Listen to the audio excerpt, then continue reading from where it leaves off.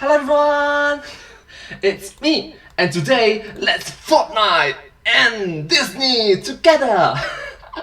Let's start.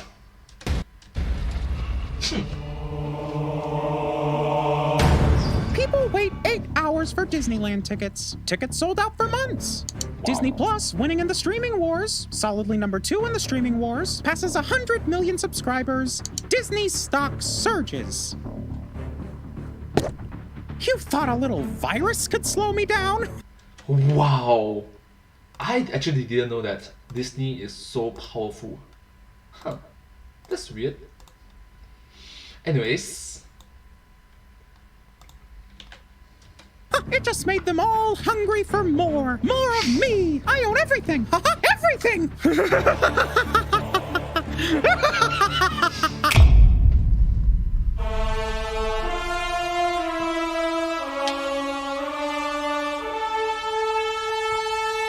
You don't own me, Mickey, but I definitely have a hold on you. Dance, Mouse, dance. I don't understand! You will, Mouse. You will.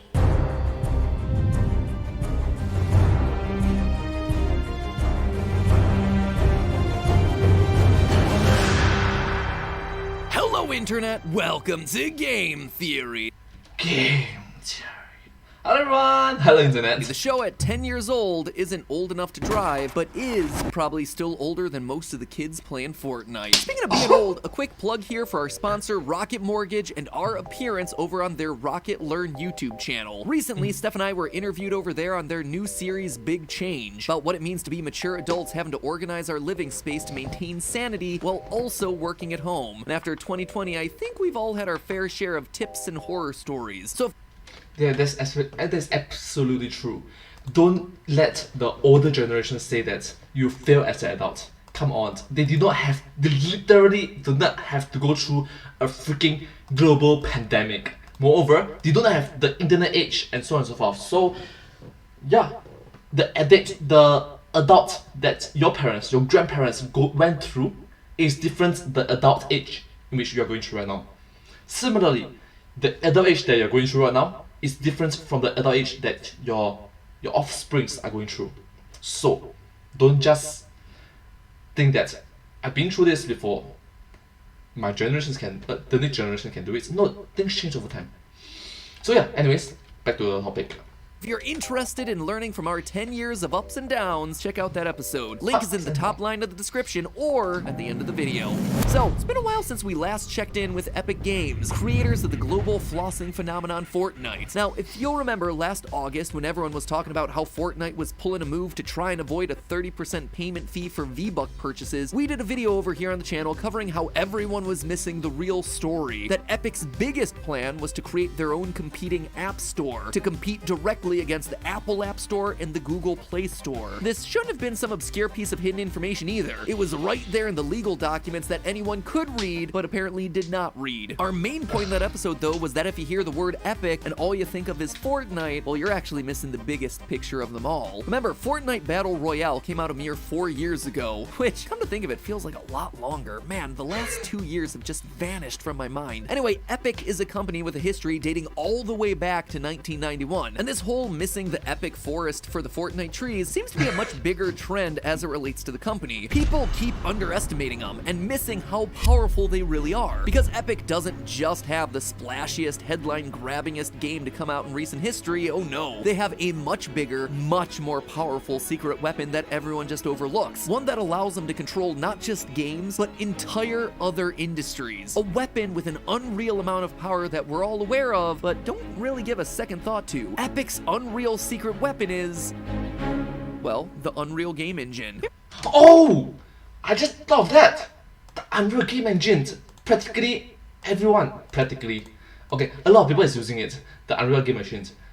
If they just monopolize that. The reason that people don't really talk about this thing is that they don't exactly understand it. I mean, I could tell you that the Unreal Engine is what powers a huge percentage of games as diverse and wide-ranging as Hello Neighbor and PUBG to Mass Effect, Dragon Ball FighterZ, Tetris Effect, and even the Nintendo Switch's Yoshi's Crafted World. Even Nintendo, who is notorious for sticking to their own proprietary tools, has built games using Unreal's engine. There are hundreds upon hundreds of other titles, all built using the Unreal Engine by companies other than Epic. So what does it all really mean? What exactly is a game engine? And how is it allowing Epic Games to infiltrate industries other than gaming? Well, that's a question that's best answered by looking at the history of Epic Games itself. I think we're all familiar with Doom, which basically spawned the first-person shooter genre back in 1993. Yeah, that is a pretty old game.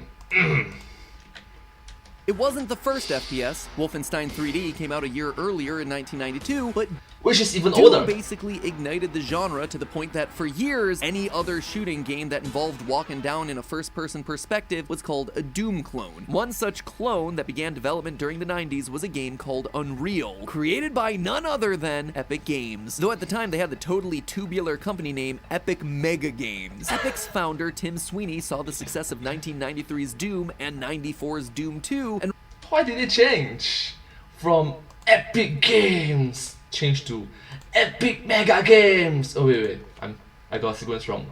It should be from Epic Mega Games change to Epic Games.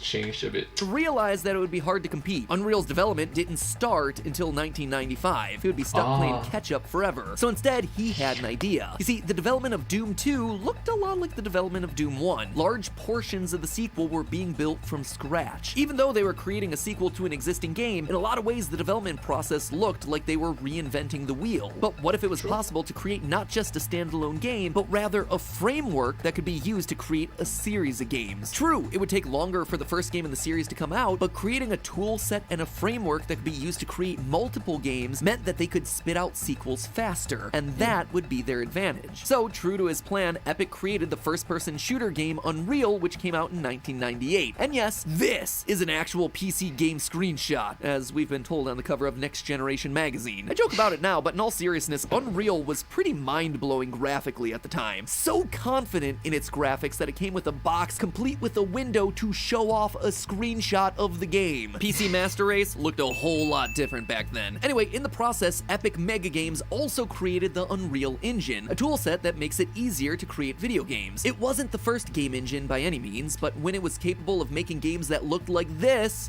it quickly became one of the most popular, with other game companies asking to borrow it, or, pay to use it. 19 games in total were built using that first generation Unreal Engine, but it was enough to prove the existence of a brand new business model. Sure, A strong and solid foundational bedrock to profile it.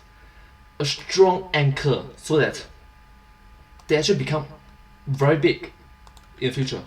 Epic was still making their own games during that time, most notably the Gears of War series, but why make the games yourself when you can make the tools that everyone else uses to make the games? They were making more profit from the game engine than the games that they were making, which is probably why they were willing to sell the Gears of War IP to Microsoft in 2014. So what, I hear you asking? Epic earns bank licensing a tool that makes creating video games easier. What's the big deal? Well, you see, that's the thinking that everyone falls into, which is why Epic is so vastly underestimated. Yeah, they're known for making games, but the Unreal Engine is so much more than that. Remember The Mandalorian, aka the reason you started a Disney Plus subscription a year ago and you still haven't gotten around to canceling yet? Almost none of that show was shot using practical effects. Almost the entire show was shot on a soundstage in Manhattan Beach, with the vivid and memorable settings all being computer generated. Now, that alone is no big surprise. After all, green screen is nothing new. Star Wars has been shooting on a green screen ever since The Phantom Menace back in the 90s. But what's different is that the world of The Mandalorian was created using the Unreal Engine. Director Jon Favreau had access to the virtual set in real time. He could look at the virtual set to plan shots, rather than having to shoot everything against a green screen and not have a clear idea of how it's going to turn out after the computer animators get to it. Unreal renderings can be projected onto backgrounds in real time. So, say for instance a superhero's battling against a CGI monster. In the olden days, actors would pretend to fight whatever is eventually edited onto the green screen. The Unreal Engine, however, allows studios to project a near movie-ready monster on screen for the actors to see and interact with. That's great, isn't it? It's easier for both the actor and the director and the casting crew, so that they actually know what they are up against. Yeah.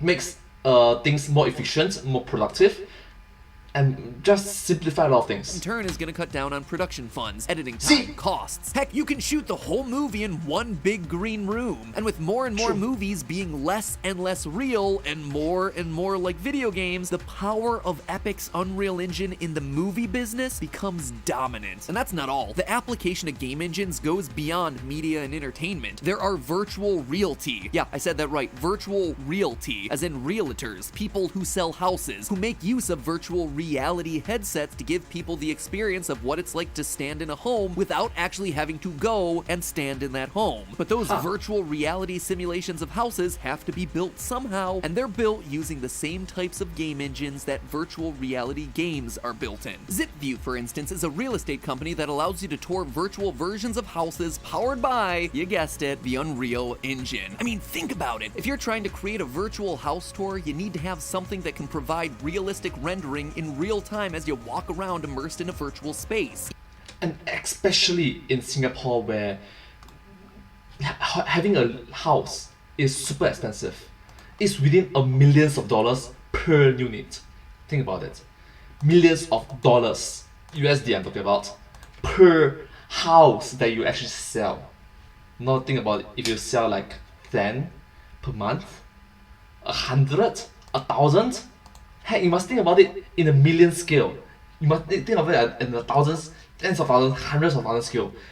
In comparison to that, having such engine work for you this tool is important. It's super important to have. It's like you can spend like $10,000, $20,000, heck, even half a million to make this tool, which can be used to make you earn more millions, $500,000 for tens of millions. Now that's a lot of money. Even taking into account things like how the light will shine through a window or what a room will look like during different times of day. These are all things that are novel in the world of VR house tours, but they're all things that video games have been offering for well over a decade. Been there, done that. Which makes a game developer tool like the Unreal Engine the ideal place to build a virtual house tour. Did that example seem too small and specific for you? Okay, how about this? The US military uses simulation tools that were built using the Unreal Engine. Again, simulations of a bunch of virtual soldiers running around on a battlefield shooting at each other is kind of the thing that a lot of game engines are built for. Oh my god! The thing that I just mentioned, right? Like tens of thousands, hundreds of thousands, a few millions dollars, that was small things in comparison to a country's military, in which they literally spent, not even kidding, literally spent hundreds of billions of dollars on. Now that's super important to have. And used for. The US military simulations just happen to be more realistic than your typical COD match. Oh my god! Now, an obvious question to this might be, if creating a game engine is such good business, why hasn't someone else stepped in to create the competitor? I mean, surely Epic's Unreal Engine can't be the only game in town.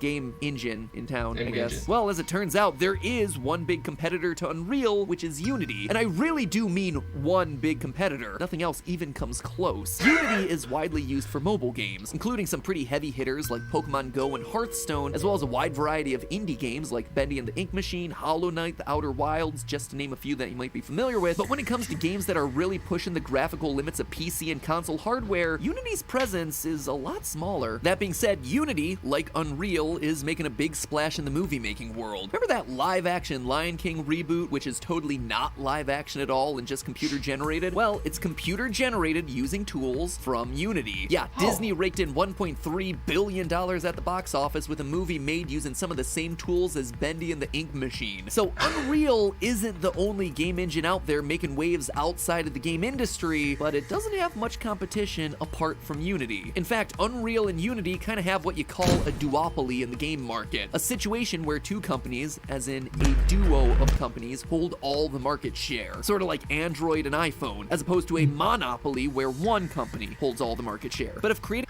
Okay, so the more you know. Monopoly, duopoly.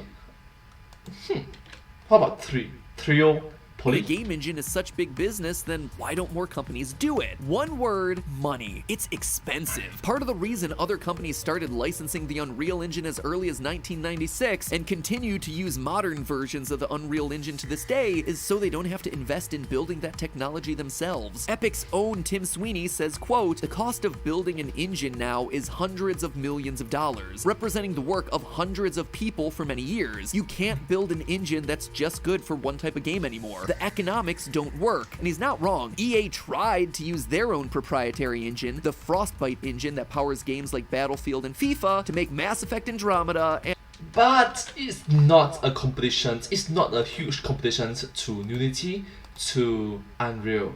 It have a lot of catching up to do, to say the least. well, we see how well that worked out for him. This face. What is happening there? She must be constipated. Even the biggest game companies in the world are often reliant on licensed game engines. Consider Riot, creator of League of Legends, a game that's generated over $20 billion in revenue. Surely they would have the resources to create their own game engine in-house if they wanted. But when it came time to create their new game Valorant, they relied on Epic's Unreal Engine. Valorant! Apex! Economics just made more sense. And what are those economics, he asked? What could they possibly be charging for this incredibly valuable service? $0. For real, that is the amount of money that you pay to Epic up front until the point that your game hits $1 million in sales. After that, you pay Epic a 5% royalty, unless of course you distribute your game on the Epic Games Store, in which case that gets waived. And if you're a small indie developer who never hits $1 million in sales, you pay nothing. I bring all of this up to make a point. Epic has the world's premier game engine, and rather than choosing to prioritize short-term profit by charging everyone to use it, they're trying to get it into the hands of as many developers as possible. It's the same thing that Google did with Gmail, and Google Search, and Google Chrome. Free services that are reliable and work well, getting into the hands of as many people as possible, Because it's free. It's low cost, it's free. so that you become the industry standard. And once you're ubiquitous and largely free, you earn money by leveraging your massive user base, marketing other products, advertising, and more. And because you're free and first to market, it's hard for new competitors to cut in and turn a profit in a reasonable amount of time. See, understandably, think about it. The bar of entry is low. Like, if it's free, it's super low. It's practically just there. If it's like $1, it's not there. If it's $1,000, if it's $1 million, it gets to the point in which people stop. The masses stop relying on it. If it's free, masses will use it, right? If it's get more and more expensive, $100, $200, $300, $400, even if the value is there, people will not be wanting to use it because the masses will not be wanting to use it because it just doesn't make economical sense for them. So there you have it, friends, Epic's Unreal Advantage. It may be talked about as just a game engine, but it's a tool that is single-handedly taking over our increasingly digital world. It's weird to think that just a decade or two ago, gaming was dismissed as a niche hobby for kids, but now gaming technology is literally powering the world, be it our movies, our military, or even allowing us to virtually tour our future homes. And let me tell you, those virtual tours are important. In the aftermath of COVID, working from home has become the new normal for many of us. Working from home, not just for YouTubers anymore. But taken from Steph and I, it is not all business on top, sweatpants, or less down below. Maintaining sanity while working from home can be hard, especially if your physical space isn't set up to help your mental space. I agree And that's with you. true whether you're talking about an apartment, a condo, or a home. We've been through it all. So if you're interested in how you can set up your home for long-term success and sanity, we shared our best strategies with Gabe Bolt over on his new show, Big Change, on our sponsor for this episode's channel, the Rocket Learn YouTube channel. Link is on screen right now or down in the description below. If you've ever wanted to set your work from home situation up for greater success, have a listen. I've learned the hard way that there are some very easy traps that you can fall into that I'd love to share, but you have to click the link. head on over to their channel and leave a comment that says, Kitty says thanks. Anyway, click on that link below to get those tips, and always remember, it's all just a theory. A game theory. Thanks for watching. Thank you so much. Thank you so much for watching this Thank you so much for watching this video together with me. If you do like this video, please remember to like, share, and subscribe to my channel. And don't forget to follow my channel as well. Thank you so much, and I hope to see you in my next video. Thank you so much. I sincerely appreciate, grateful for all your sincerity, all of your support and encouragement for me and my work. And I hope to see you in my next video. Bye bye. But hey, that's just a game. Sorry, one more time. But hey, that's just a theory. A game theory. Thanks for watching. Thank you.